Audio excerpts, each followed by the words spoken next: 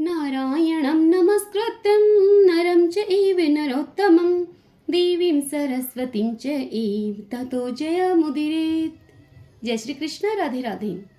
कार्तिक मास महात्म्य पद्म पुराण से 13वां अध्याय, जो कि अंतिम अध्याय है, आज के पावन दिन हम वह सुनेंगे।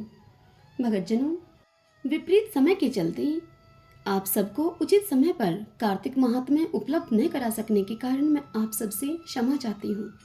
लेकिन फिर भी आप लोगों ने हमारे चैनल को इतना प्यार दिया, उसके लिए आप सबका बहुत बहुत धन्यवाद। आप सबका बहुत बहुत आभार। भगतजनों, पद्म पुराण के इस अंतिम अध्याय में हम प्रबोधिनी एकादशी और उसके जागरण का महत्व तथा भीष्म पंचक व्रत की विधि एवं महिमा को सुनेंगे।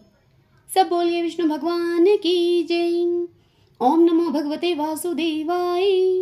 महादेव जी कार्तिकेय जी को कहते हैं, हे सुरश्रेष्ठ कार्तिकेय, अब प्रबोधिनी एकादशी का तुम महात्म्य सुनो।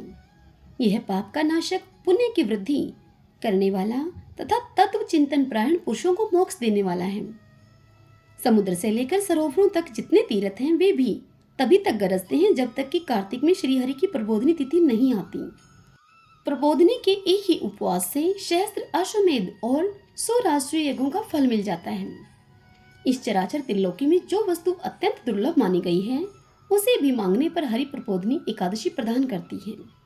यदि हरि प्रबोधिनी एकादशी को उपवास किया जाए तो वह अनायास ही ऐश्वर्य, संतान, ज्ञान, राज्य और सुख संपत्ति को प्रदान करती है। मनुष्य के किए हुए मेरु पर्वत के समान बड़े बड़े पापों को भी हरि प्रबोधिनी एकादशी एक ही उपवास से भस्म कर डालती है। जो प्रबोधिनी एकादशी को स्वभाव से ही विधि पूर्वक उपवास करता है, वह शास्त्र उक्त फल का भागी होता है। प्रबोधिनी एकादशी को रात्रि में जागरण करने से पहले के हजारों जन्मों में की हुई पाप राशि रुई के ढेर की भांति भस्म हो जाती है। रात्रि में जागरण करते समय भगवत संबंधी गीत, वाद, नृत्य और पुराणों के पाठ की भी व्यवस्था करनी चाहिए। धूप, दीप, नैवेद्य, पुष्प, गंध, चंदन, फल और अर्घ्य आदि से भगवान की पूजा करनी चाहिए। मन में श्रद्धा का भाव रखकर दान देना और इंद्रियों को संयम में रखना चाहिए। सत्य भाषण, निद्रा का अभाव, प्रसन्नता, शुभ कर्म में प्रवृत्ति, मन में आश्चर्य और उत्साह, आलस्य आदि का त्याग, भगवान की परिक्रमा और नमस्कार, इन बातों का यत्न पूर्वक पालन करना चाहिए। हे महाभाग, प्रत्येक पहर में उत्साह और उमंग के साथ भक्ति पूर्वक भगवान की आरती उतारनी चाहिए। जो पुरुष भगवान के समीप एकाग्रचित होकर उपयुक्त गुणों से युक्त जागरण करता है, वह मनुष्य पुनः इस पृथ्वी पर जन्म नहीं लेता। जो धन की कृपणता को छोड़कर इस प्रकार भक्ति भाव से एकादशी को जागरण करता है, वह परमात्मा में लीन हो जाता है। जो कार्तिक में पुरुष सूक्त के द्वारा प्रतिदिन श्री हरि का पूजन करता है, उसके द्वारा करोड़ों वर्षों तक भगवान की पूजा संपन्न हो जाती है। जो मनुष्य 5 रात्र में बताई हुई यथार्थ विधि के अनुसार कार्तिक में भगवान का पूजन करता है, वह मोक्ष का भागी होता है।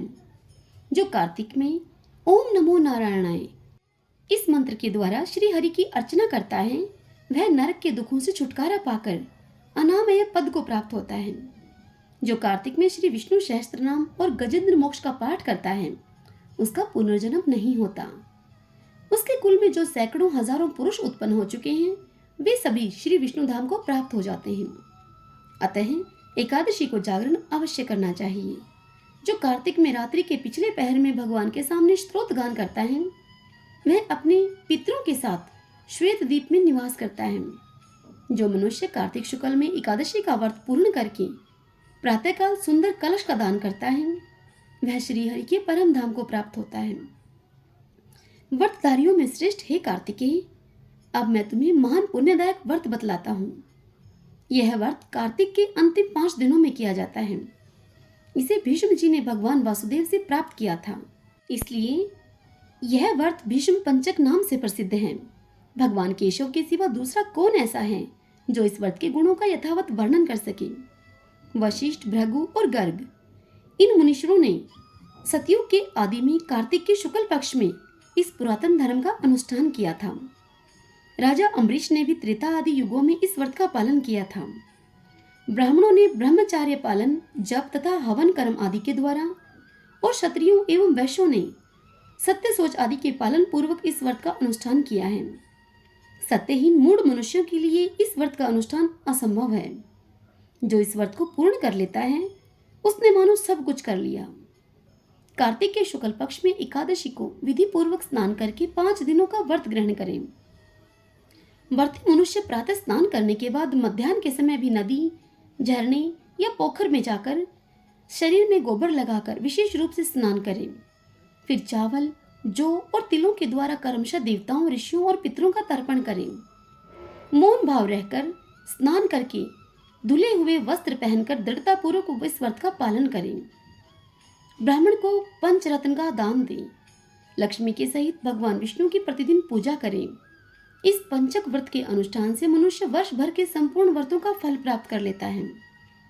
जो मनुष्य निम्नांकित मंत्रों से भीष्म को जलदान देता है और अर्घ्य के द्वारा उनका पूजन सत्कार करता है, वह मोक्ष का भागी होता है।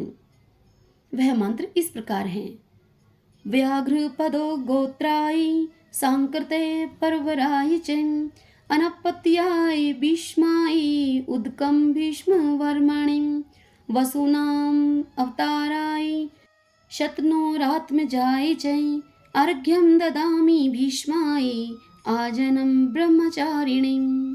अर्थात जिनका गोत्र व्याघ्रपद और परवर सांकर्त्य है, उन संतान रहित राजऋषि भीष्म के लिए यह जल समर्पित है, जो वसुओं के अवतार तथा राजा शंतनु के पुत्र हैं। उस आजन्म ब्रह्मचारी भीष्म को मैं अर्घ दे रहा हूँ। तत्पश्चात सब पापों का हरण करने वाले श्री हरि का पूजन करें। उसके बाद प्रयत्न पूर्वक भीष्म पंचक व्रत का पालन करना चाहिए। भगवान को भक्ति पूर्वक जल से स्नान कराएं। फिर मधु, दूध, घी, पंचगव्य, गंध और चंदन मिश्रित जल से उनका अभिषेक करें।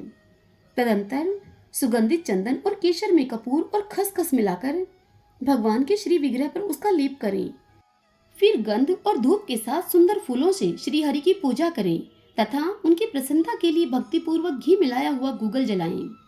लगातार 5 दिनों तक भगवान के समीप दिन रात दीपक जलाए रखें। देवादिदेव श्री विष्णु को नैवेद्य के रूप में उत्तम अन्न निवेदन करें। इस प्रकार भगवान का स्मरण और उन्हें प्रणाम करके उनकी अर्चना करें। फिर ओम नमो वासुदेवाय इस मंत्र का 108 बार जाप करें तथा उस षड अक्षर मंत्र के अंत में स्वाहा पद जोड़कर उसके उच्चारण पूर्वक व्रत मिश्रित तिल, चावल और जौ इन चीजों से अग्नि में हवन करें।